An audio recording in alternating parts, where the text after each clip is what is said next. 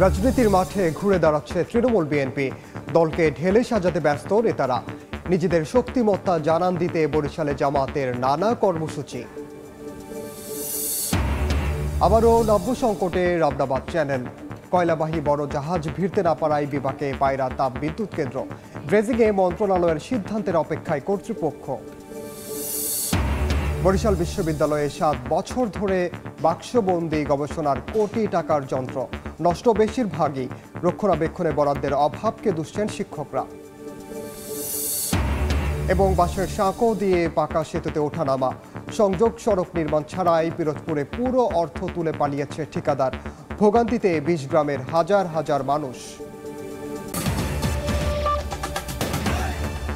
আমন্ত্রণ সময় সংবাদের নিয়মিত আয়োজন। বিভাগীয় সময় থাকছে সপ্তাহের 7 দিন ভিন্ন ভিন্ন বিভাগের সংবাদ নিয়ে। আজ থাকছে বরিশাল বিভাগ, সঙ্গে আছে আমি ওমর ইনাল। নিজেদের শক্তিশালী অবস্থান জানান দিতে সারা দেশেই মাঠ দাপিয়ে বেড়াচ্ছে জামাতে ইসলামী। বরিশালেও বড় বড় কর্মসূচি পালন করছে দলটি। এদিকে নিজেদের আধিপত্য ধরে রেখে ইসলামী দলগুলোর জোট করে রাষ্ট্র ক্ষমতায় যাওয়ার কথা বলছে ইসলামী আন্দোলন বাংলাদেশ। তবে বরিশালের মাঠে স্থবির জাতীয় পার্টির কার্যক্রম। আর সক্রিয় থেকে বাম নেতারা তাকিয়ে আছেন জাতীয় সংসদ নির্বাচনের দিকে। অপূর্ব অপুর আরও একটি রিপোর্ট। 16 বছর দৃশ্যমান রাজনীতি তো দূরে থাক, বরিশালে পারিবারিক কোনো উৎসব আয়োজনেও অংশ নিতে পারেননি বলে জানান জামায়াত নেতারা। তবে আওয়ামী লীগ সরকার পতনের পর দেশের পরিবর্তিত পরিস্থিতি সারা দেশের মতো বরিশালেও সক্রিয় দলটি। প্রকাশ্যে বড়সড় আয়োজনের মধ্য দিয়ে দলীয় ও সামাজিক কর্মকাণ্ড করছেন দলটির নেতাকর্মীরা। বিভাগের 6 জেলাতেই দলটির জেলা উপজেলা ইউনিট কমিটিগুলো মাঠের রাজনীতিতে দাপিয়ে বেড়াচ্ছে। তৃণমূল নেতারা চাইছেন দলকে আরও শক্তিশালী করে সামনের দিকে এগোতে।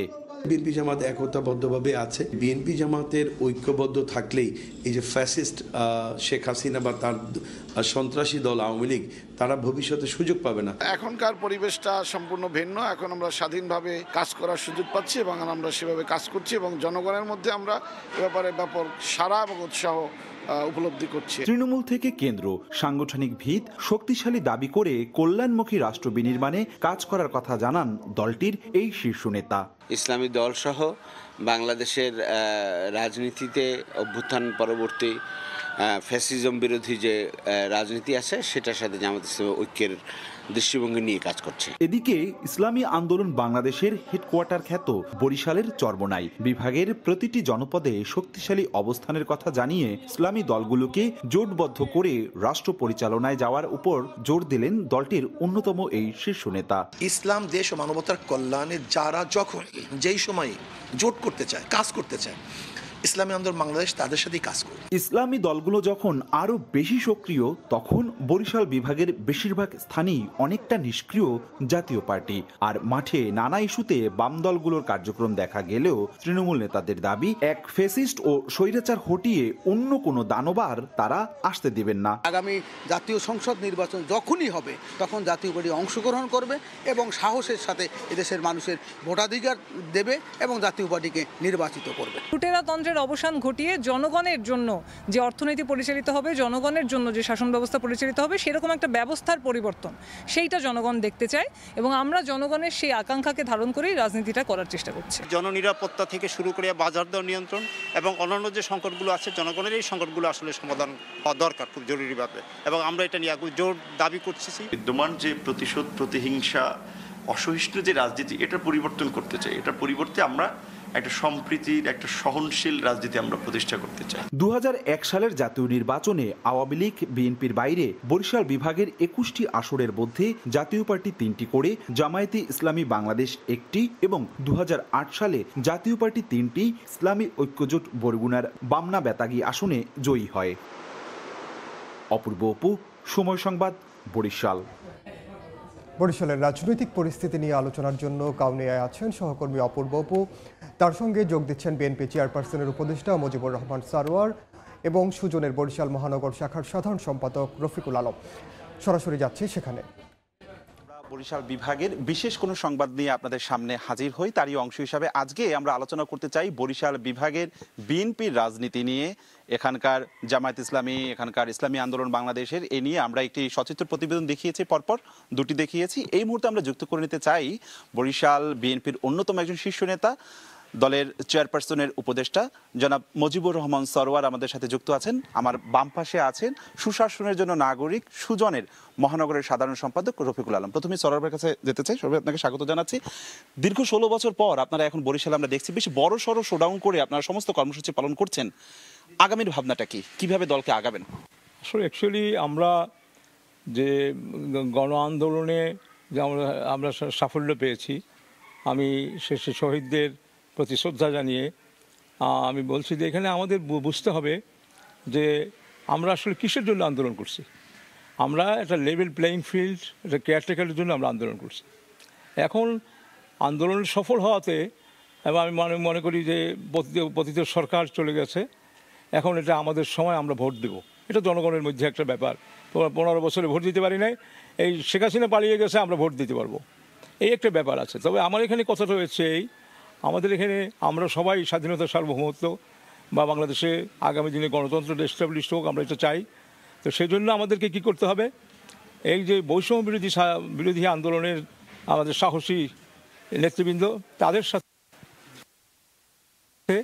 উপদেষ্টাদের সাথে যখনই এই 3 গ্রুপের একটা হয়ে আলোচনা করবে, আমি মনে করবো সেটা তখনই সাকসেসফুল হবে। কারণ যৌক্তিক সময়ে আমরা নির্বাচন চাই। এই কথাটা বলতে গেলে আমাদেরকে সময়ও দিতে হবে, আবার তাদেরকে মনে করতে হবে যে আমাদের বেশি দিন সময় নেওয়া যাবে না। ধন্যবাদ। আমরা আপনার কাছে আবারও আসবো। আমরা সুজনের সম্পাদক রফিক ভাই, আপনি সরবের কথা শুনছিলেন, আপনার কাছে জানতে চাচ্ছি বরিশাল বিভাগে এই গণঅভ্যুত্থান পরবর্তী রাজনৈতিক দলের কর্মসূচির পর্যবেক্ষণটা জানতে চাচ্ছি। না, যদিও এই অভ্যুত্থানের পরপরই একটু অস্থিতিশীলতা বিরাজ করছিল, কিন্তু পরবর্তীতে এটি আবার একটি শৃঙ্খলার মধ্যে চলে আসছে। প্রত্যেকটি দল তাদের নিজস্ব প্রয়োজনে, নিজস্ব চাহিদার প্রয়োজনে তারা কিন্তু একটি শৃঙ্খলার মধ্যে নিয়ে আসছে। এবং আমরা মনে করতেছি যে এই অবস্থায় যে সরকার, অর্থাৎ অন্তর্বর্তীকালীন সরকার যে কতগুলি কমিশন করেছে, তার মধ্যে নির্বাচন সংস্কার কমিশন সহ অন্যান্য, সেগুলির জন্য যেন খুব বেশি বিলম্ব না করে এবং ডিসেম্বরের মধ্যেই যেন এই প্রতিবেদনগুলি জমা দেওয়া হয় এবং এর মধ্যে দিয়ে একটি সুষ্ঠু নির্বাচনের একটি রূপরেখা তৈরি করা যায়। আমাদের খেয়াল রাখতে হবে 90-এর দশকের আন্দোলনের পরে কিন্তু 3 জোটের রূপরেখা কিন্তু বাস্তবায়িত হয় নাই। কাজে এখনও যদি সেই রকম কিছু হয় তাহলে কিন্তু এইটি অত্যন্ত দুঃখজনক হবে। এই জন্য আমরা চাচ্ছি যে একটি সুস্থ ফেয়ার ইলেকশন, যার মধ্যে সকালে আপনারা সামনে এগোতে চাচ্ছেন, এটা নাগরিক পরিষদের কথা। সরবে, আপনার কাছে আবারও আসতে চাই। আপনাদের যে ভাবনাটা সেটা আমরা জানতে পেরেছি, কিন্তু সেই সাথে সাথে বরিশাল বিভাগের বিভিন্ন জায়গায় আমরা দেখছি আপনাদের কমিটিগুলো হালনাগাদ নেই এবং অনেকের ভিতরে কিন্তু যারা কোণঠাসা হয়ে পড়ছে, যারা বিগত দিনে রাজনীতিতে আন্দোলন সংগ্রামে ছিল, তাদের ব্যাপারে আপনি কি ভূমিকা নেবেন বা দলের ভাবনাটা কি? এই মুহূর্তে আমরা দলের ঐক্য চাই। দলকে সাংগঠনিকভাবে সফল করার জন্য, শক্তিশালী করার জন্য কনফারেন্সের বিকল্প নেই। আমাদের আহ্বায়ক কমিটিগুলোকে কনফারেন্স করে আমাদের পূর্ণাঙ্গ কমিটি করতে হবে। এটি নির্বাচনের পূর্বে এটি গুরুত্বপূর্ণ। আরেকটি ব্যাপার হলো আমাদের মনে রাখতে হবে যে দেশনেত্রী বেগম খালেদা জিয়া 15ই ফেব্রুয়ারি নির্বাচনের দায় নিয়েছিলেন পার্লামেন্টে করার জন্য। তার জন্যই আমাদেরকে কয়েকটি ভাগ করতে হবে যে কোন কোন বিষয়গুলো ইন্টারিম গভর্নমেন্ট করতে পারে আর কোন কোন বিষয়গুলো পার্লামেন্ট নির্বাচনের পর করতে পারে। এই দুটো ভাগ করে নিলেই হবে এবং 3 জোটের রূপরেখা আমাদেরকে একটা রাজনৈতিক দল, বৈষম্য বিরোধী ছাত্রনেতা, উপদেষ্টা এবং অন্যান্য সবার সাথে একটা চুক্তিপত্র হইতে পারে। কারণ আমাদের দেশে আমাদের বর্তমান চেয়ারপারসন জনাব তারেক রহমান তার 31 দফার মধ্যে তার উল্লেখযোগ্য জ্ঞান গরিমার বিষয়টি চলে এসেছে এবং অন্যান্য যেসব দাবিগুলো আছে তার সাথে 31 দফার মধ্যে সমস্ত দাবি বিরাজমান। কাজে আমি মনে করি এটি একটি ভালো একটা ব্যাপার। আর ইন্টারিম গভর্নমেন্টকে বেশি সময় দেওয়া ঠিক হবে না, কারণ এই ইন্টারিম গভর্নমেন্টের অনেকে এই 2 জন উপদেষ্টা নিয়োগ করে বেশ সমালোচিত হয়েছে।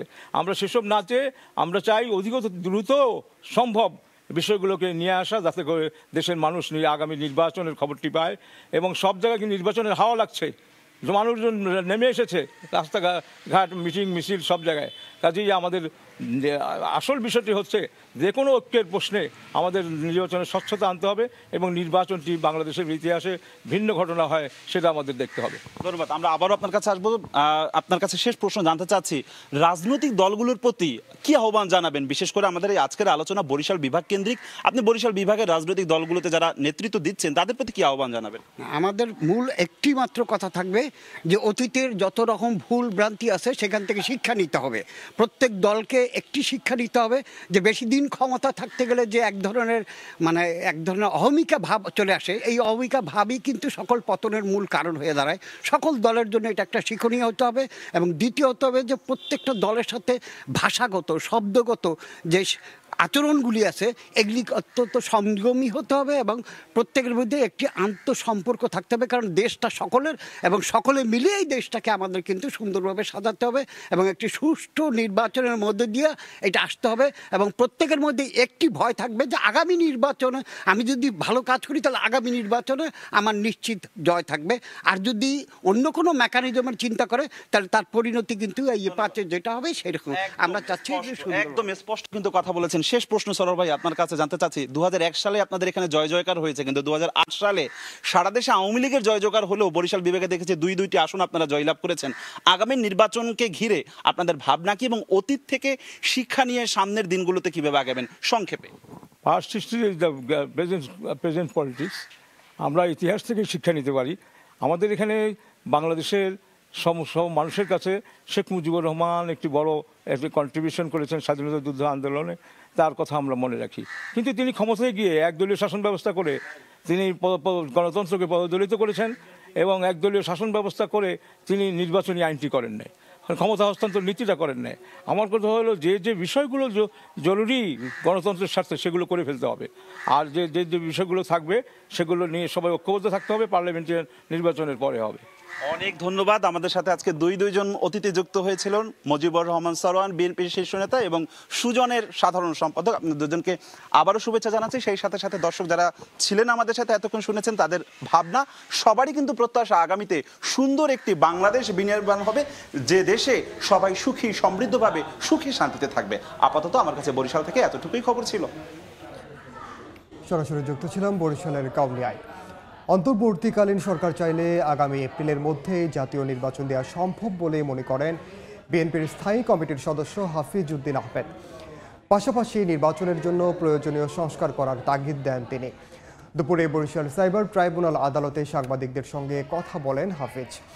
এর আগে একটি মামলায় হাজিরা দিতে আদালত প্রাঙ্গণে যান তিনি। এ সময় আইনজীবীদের আবেদনের পরিপ্রেক্ষিতে সাইবার ট্রাইব্যুনালের বিচারক গোলাম ফারুক মামলা থেকে হাফিজকে অব্যাহতি দেন। 2018 সালে একাদশ জাতীয় সংসদ নির্বাচনের সময় ভোলার বদরপুর ইউনিয়ন আওয়ামী লীগের সভাপতি ফরিদুল হক তার বিরুদ্ধে মামলাটি দায়ের করেন। নির্বাচন কমিশন যদি প্রথম 15 দিন বা 1 মাসের মধ্যে গঠিত হতো তাহলে ইতিমধ্যে নির্বাচনী অনেক কর্মকাণ্ড এগিয়ে যেত, আমরা অত্যন্ত সন্তুষ্ট হতাম। আমার দল বিএনপি মনে করে আগামী এপ্রিল মাসের মধ্যে জাতীয় সংসদ নির্বাচন দেওয়া সম্ভব। আমরা আশা করব নির্বাচন সংক্রান্ত যে সকল সংস্কার করা প্রয়োজন নির্বাচন সংক্রান্ত সেগুলো দ্রুত বর্তমান অন্তর্বর্তীকালীন সরকার করবেন এবং তারপর নির্বাচন দেবেন। বিভাগীয় সময় আরও থাকছে। নির্মাণের 36 বছরেও আধুনিকতার ছোঁয়া লাগেনি ঝালকাঠি পৌর বাস টার্মিনালে। সংস্কারের অভাবে খানাখন্দ নেই, ন্যূনতম সুবিধাও, চরম ভোগান্তিতে যাত্রীরা। ক্যাপিটাল ড্রেজিংয়ের 6 মাসের মধ্যেই রাবনাবাদ চ্যানেলে দেখা দিয়েছে নাব্য সংকট। এ কারণে পায়রা তাপবিদ্যুৎ কেন্দ্রের জন্য বড় কয়লাবাহী জাহাজ জেটিতে ভিড়তে পারছে না। এতে হালকা জাহাজ দিয়ে কয়লা খালাস করায় বেড়েছে বিদ্যুৎ উৎপাদন খরচ। আর মেইনটেনেন্স ড্রেজিংয়ের জন্য মন্ত্রণালয়ের সিদ্ধান্তের অপেক্ষায় আছে পায়রা বন্দর কর্তৃপক্ষ। মোহাম্মদ মনির হোসেন বাদলের পাঠানো তথ্য ও সুজন দামের ছবি নিয়ে রিপোর্ট। পটুয়াখালীর কলাপাড়া উপজেলায় পায়রা নদীর তীরে 3টি কয়লাভিত্তিক বিদ্যুৎ কেন্দ্রের অবস্থান, যার মধ্যে একটি উৎপাদনে রয়েছে, একটি উৎপাদনের অপেক্ষায় এবং অপরটি নির্মাণাধীন। গত এপ্রিলে ক্যাপিটাল ড্রেজিং শেষে চ্যানেলের গভীরতা দাঁড়ায় 10.4 মিটার। কিন্তু মেইনটেনেন্স ড্রেজিং না থাকায় এরই মধ্যে নাব্য সংকটের মুখে পড়েছে চ্যানেলটি। বর্তমানে এর গভীরতা জোয়ারের সময় 6.5 ও ভাটার সময় 5.9 মিটারের নিচে থাকে। এ কারণে এই চ্যানেল দিয়ে কোনো বড় জাহাজ যেটি পর্যন্ত যেতে পারে না। এতে হালকা জাহাজ দিয়ে কয়লা খালাস করায় বেড়েছে বিদ্যুতের উৎপাদন খরচ। দ্রুত খনন না করলে ভোগান্তি আরও বাড়বে বলে জানান সংশ্লিষ্টরা। পার্ট লোডে নিয়ে আসলে যেটা হবে যে আমরা জানি যে একটা সমুদ্রগামী জাহাজের কিন্তু পূর্ণ ভাড়া তাকে দিতে হয়, তাহলে সেক্ষেত্রে পূর্ণ ভাড়া দিয়ে যদি আমরা জাহাজটার ক্যাপাসিটির 60% বা 70% কয়লা নিয়ে আসি, তাহলে সেক্ষেত্রে স্বাভাবিক পার টনের পরিবহন খরচটা বেড়ে যাবে। বেড়ে যাওয়ার এফেক্টটা কিন্তু বিদ্যুতের যে দাম সেখানে যায় একটা ইফেক্ট পড়বে। আমাদের কয়লা আনলোডের যেরকম সময়ও অনেক বেশি লাগছে এবং খরচও অনেক বেশি পড়ে যাচ্ছে। এই জন্য এটা একটা মেইন চ্যালেঞ্জ আমাদের জন্য এই পাওয়ার প্ল্যান্ট চালানোর জন্য। আমরা আশঙ্কা করছি যদি অচিরেই এই সমস্যার সমাধান না করা হয়, তাহলে জাহাজ এখানে আদৌ ঢুকবে না, অর্থাৎ পুরো কড়াইটাই তখন আমাদের লাইটারিংয়ের মাধ্যমে এখানে নিয়ে আসতে হবে। মেইনটেনেন্স ড্রেজিং এর জন্য মন্ত্রণালয়ের সিদ্ধান্তের অপেক্ষায় আছে পায়রা বন্দর কর্তৃপক্ষ। আমরা উপস্থাপন করেছি, এটা মন্ত্রণালয়ের অপেক্ষাধীন আছে। এই মেইনটেনেন্সের সিদ্ধান্ত আসলে আমরা এটা একই গভীরতায় মেইনটেইন করতে পারব। পায়রা বন্দর কর্তৃপক্ষের তথ্য মতে 6,500 কোটি টাকা ব্যয়ে বেলজিয়ামের ঠিকাদারি প্রতিষ্ঠান জান ডিনুল খনন শেষে 2024 সালের 26 এপ্রিল পায়রা বন্দর কর্তৃপক্ষের কাছে চ্যানেলটি হস্তান্তর করে। চলতি বছরের আগস্ট পর্যন্ত মেইনটেনেন্স ড্রেজিং করা হলেও বর্তমানে বন্ধ রয়েছে। সময় সংবাদ, পটুয়াখালী। 7 বছর ধরে বাক্সবন্দি বরিশাল বিশ্ববিদ্যালয়ে গবেষণার জন্য কেনা প্রায় 2 কোটি টাকার যন্ত্রপাতি, যার বেশিরভাগই এখন নষ্ট হওয়ার পথে। শিক্ষকরা জানান বিশ্ববিদ্যালয়ে নেই গবেষণার পরিবেশ। সংশ্লিষ্টরা বলছেন যন্ত্রপাতি কেনার বাজেট থাকলেও সেগুলো রক্ষণাবেক্ষণে কোনো বরাদ্দ দেওয়া হয় না। রয়েছে লোকবল ও জায়গা সংকটও। তবে দ্রুত এ বিষয়ে ব্যবস্থা নেওয়ার কথা জানান উপাচার্য। সুজয় দাসের তোলা ছবিতে শাকিল মাহমুদের রিপোর্ট। কোটি টাকার যন্ত্রপাতি শিক্ষার্থীদের গবেষণার জন্য কিনেছিল বরিশাল বিশ্ববিদ্যালয় কর্তৃপক্ষ। তবে 2018 সালে প্রায় 1,89 লাখ টাকা ব্যয়ে কেনা এসব যন্ত্রপাতি এখনো বাক্সবন্দি অবস্থায় পড়ে আছে গবেষণা ও সম্প্রসারণ দফতরে। এতে যন্ত্রপাতিগুলো নষ্ট হওয়ার উপক্রম। শিক্ষকরা জানান মাস্টার্সের বেশিরভাগ শিক্ষার্থীরা গবেষণা বিমুখ। আমাদের প্রচুর ম্যাটেরিয়ালস আছে, সেখানে ইকুইপমেন্টস আছে, কিন্তু সেই ইকুইপমেন্টসগুলো বসানোর জন্য যে ধরনের স্পেস দরকার সেই স্পেসটা আমাদের ওইভাবে আসলে ওই বড় স্পেস নাই। জেলায় জেলায় শুধু বিশ্ববিদ্যালয় স্থাপন করাটাই মূল কথা না, এটাকে শুধু কোয়ান্টিটি বাড়িয়ে লাভ নাই, আমাদের কোয়ালিটিটা এনশিওর করা দরকার। সমন্বয়ের মাধ্যমে আমাদের এই গবেষণা কর্মটাকে এগিয়ে নিয়ে যাওয়ার জন্য আরও বেশি কার্যকর উদ্যোগ আমার মনে হয় প্রয়োজন আছে। বিশ্ববিদ্যালয়ের গবেষণা ও সম্প্রসারণ দফতর বলছে যন্ত্রপাতি ক্রয়ের জন্য বাজেট থাকলেও সেগুলো রক্ষণাবেক্ষণের কোনো বরাদ্দ দেয়া হয় না।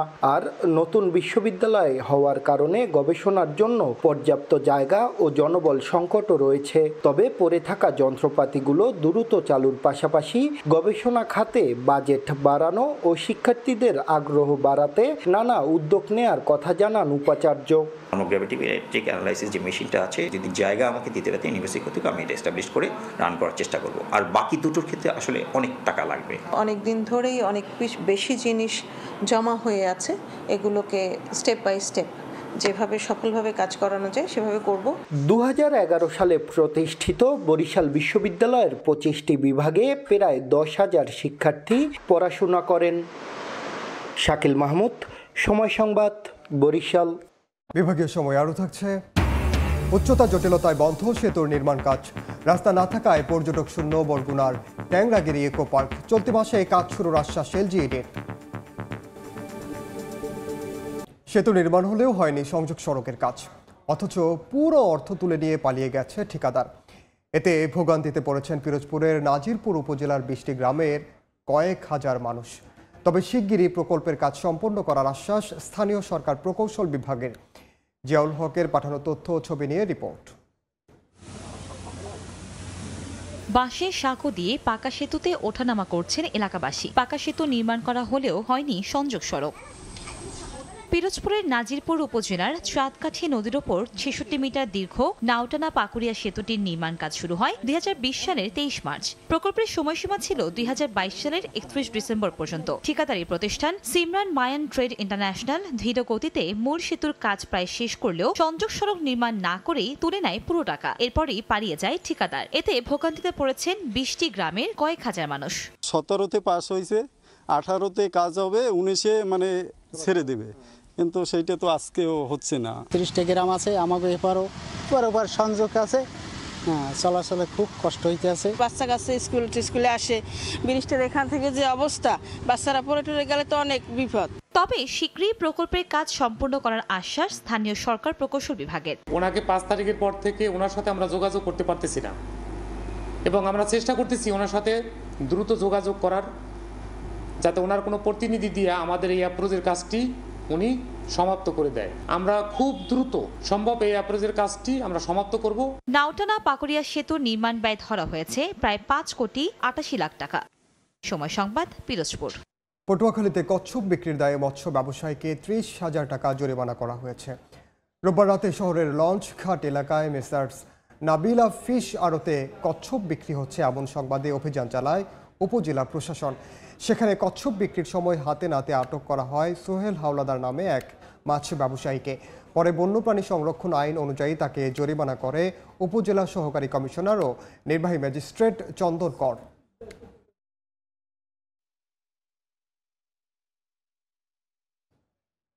পটুয়াখালী পাইকারি মৎস্য আড়তে সরবরাহ বাড়ায় সব ধরনের মাছের দাম কমেছে। সামুদ্রিক বেলে মাছ কেজি প্রতি বিক্রি হচ্ছে 200 টাকায়। এছাড়া পোয়া মাছ পাইকারিতে 100 থেকে 120 টাকা কেজি। তবে আড়তে নেই বড় আকারের ইলিশ, কেজিতে 4টি হয় এমন ইলিশ বিক্রি হচ্ছে 400 টাকায়। কম দাম মাছ কিনতে পেরে স্বস্তিতে খুচরা ক্রেতারা। আর জেলেরা বলছেন ইলিশ কম ধরা পড়লেও অন্য মাছ বেশি পাওয়ায় লাভবান হচ্ছেন তারা। পর্যাপ্ত পরিমাণ মাছ আছে এবং মানুষের ক্রয় ক্ষমতার মধ্যে আছে, দামও কম আছে। ইলিশ মাছটা পড়তেছে ছোট মাছ, বড় মাছ পাওয়া যাচ্ছে না। পর্যাপ্ত মাছ আছে বাজারে, কিন্তু বড় ইলিশ পাওয়া যায় না। বিশেষ করে 1 কেজি ওজনের ইলিশ পাওয়া যায় না। ছোট ছোট ইলিশ মাছ, অন্যান্য মাছ পর্যাপ্ত পরিমাণে আছে এবং দাম তুলনামূলকভাবে কম। সামুদ্রিক মাছ সব সস্তা, বৈরিকি 70, পোমা 100 টাকা, একটা সস্তা। নির্মাণের 36 বছরেও আধুনিকতার ছোঁয়া লাগেনি ঝালকাঠি পৌর বাস টার্মিনালে। সংস্কার না করায় তৈরি হয়েছে খানাখন্দ। এমনকি টার্মিনাল ভবনে নেই ন্যূনতম সুবিধা। এতে যাত্রীদের পাশাপাশি চরম ভোগান্তিতে পরিবহন সংশ্লিষ্টরা। শিগগিরই ব্যবস্থা নেওয়ার আশ্বাস পৌরসভা কর্তৃপক্ষের। পলাশ রায়ের পাঠানো তথ্য ও শামীম হোসেনের ছবি নিয়ে রিপোর্ট। যত্রতত্র গাড়ি পার্কিং, খানাখন্দে ভরে গেছে পুরো এলাকা। নির্মাণের 36 বছরেও আধুনিকতার ছোঁয়া লাগেনি ঝালকাঠি পৌর বাস টার্মিনালে। সংস্কার না করায় টার্মিনালে তৈরি হয়েছে ছোট বড় গর্ত। এমনকি টার্মিনাল ভবনে নেই ন্যূনতম সুবিধা। ব্যবহারকারীদের অভিযোগ, বিশ্রামাগার, শৌচাগার ও টিকিট কাউন্টার না থাকায় প্রতিনিয়ত ভোগান্তিতে পড়তে হয় যাত্রীদের। এছাড়া ছোট বড় দুর্ঘটনা ও যানবাহন বিকলের কারণে বিপাকে পড়েন পরিবহন শ্রমিকরা। এমনকি টার্মিনাল সংলগ্ন সড়কে চলে যাত্রী ওঠানামা। কোনো একটা মহিলা আসলে যে একটু বসবে, বিশ্রাম নেবে, এবেলে কোনো কিছুই নাই। পানি জমে থাকার কারণে ডেঙ্গুর প্রকোপ বেড়ে যায়। 20 বছর আগে যে অবস্থা, এখন এই অবস্থায় দেখি একই অবস্থায়। নাই কোনো একটা স্টল, নাই কোনো যাত্রী ছাউনি, নাই কোনো একটা টিকিট কাউন্টার। তবে শিগগিরই ব্যবস্থা নেওয়ার আশ্বাস পৌর কর্তৃপক্ষের। প্রজেক্ট অফিস আমাদেরকে একটু অনুমোদন দিলে আমরা অচিরেই এটা বাস্তবায়ন করার জন্য দরপত্র আহ্বান করতে সক্ষম হব। 1988 সালে একতলা একটি ভবন সহ ঝালকাঠি পৌর বাস টার্মিনালটি নির্মাণ করে তৎকালীন খুলনা বিভাগীয় ডেভেলপমেন্ট বোর্ড। সময় সংবাদ, ঝালকাঠি। উচ্চতা জটিলতায় 2.5 বছর ধরে বন্ধ বরগুনার তালতলির ট্যাংরাগিরি ইকো পার্কে যাওয়ার একমাত্র সেতুর নির্মাণ কাজ। এতে পর্যটক শূন্য হয়ে পড়েছে প্রাকৃতিক সৌন্দর্যের এই স্থান। এলজিডি বলছে নকশা জটিলতায় সেতুর কাজ বন্ধ রাখা হয়েছে। তবে শিগগিরই কাজ শুরু করার আশ্বাস নির্বাহী প্রকৌশলের। রুবেল হোসেনের ছবিতে সাইফুল মিরাজের রিপোর্ট। বরগুনায় ভ্রমণ পিপাসুদের জন্য অত্যন্ত জনপ্রিয় স্থান ট্যাংরাগিরি ইকো পার্ক। খাল পারাপারে পর্যটকদের সুবিধার জন্য 2020-21 অর্থবছরে ঝুঁকিপূর্ণ লোহার সেতু ভেঙে নতুন ব্রিজ নির্মাণ শুরু করে এলজিইডি। নির্মাণাধীন সেতুর দুই পাশের কাজ শেষ হওয়ার পর মাঝখানে 24 মিটার দৈর্ঘ্যের স্প্যানটি বসানো হয়নি 2.5 বছরেও। সেতুর উচ্চতা কম হওয়ায় পরিকল্পনা মন্ত্রণালয়ের নির্দেশনায় নকশায় পরিবর্তন আনা হয়েছে। এতে বন্ধ সেতুর কাজ। 4 বছরেও সেতুর কাজ শেষ না হওয়ায় পর্যটক শূন্য হয়ে পড়েছে ইকো পার্কটি। ট্যাংরাগিরিতে ঘুরতে আসার পর দেখতেছি ব্রিজটা ভাঙা, তো এখানে একটা ছোট্ট একটা নৌকা চলে, ডিঙি নৌকা, এখান থেকে পার হতে 10 টাকা নেয়। আর এখান থেকে কাদা বেয়ে উঠতে হচ্ছে, যে বাচ্চাদের নিয়ে আসবো তা পারি না। ব্রিজটা থাকলে তার কষ্ট হতো না। এলজিইডির নির্বাহী প্রকৌশলী জানান, সেতুর সংশোধিত নকশা অনুমোদন ও অর্থ বরাদ্দ পেতে সময় লেগেছে। তবে চলতি মাসেই অসমাপ্ত কাজ শুরুর আশ্বাস তার। ইরিগেশন এস্টিমেট অ্যাপ্রুভাল নেওয়ার জন্য ঢাকায় পাঠানো হয়েছে। প্রধান প্রকৌশলী মহোদয় সেটা আবার ডিজাইন ইউনিটের মতামত চেয়ে ডিজাইন ইউনিটে প্রেরণ করেছেন। অনুমোদন পেলেই আমরা হয়তো 1 মাসের মধ্যে আবার কাজ শুরু করতে পারবো ইনশাআল্লাহ। 72 মিটার দৈর্ঘ্য ও 7.5 মিটার প্রস্থের এ সেতুটির নির্মাণ ব্যয় ধরা হয়েছে 7 কোটি টাকা। সাইফুল মিরাজ, সময় সংবাদ, বরগুনা।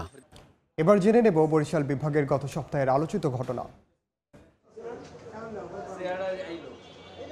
2017 সালে 2 দফা টাকার মাধ্যমে কিউবা নিয়ে নির্যাতন করা হয় বরিশালের 10 জনকে। পরে তাদের উদ্ধার করা হলে দেশে ফিরে 2019 সালে উজিরপুর উপজেলায় নারীসহ 3 জনের বিরুদ্ধে মামলা করেন ভুক্তভোগী মোফাজ্জল হোসেন।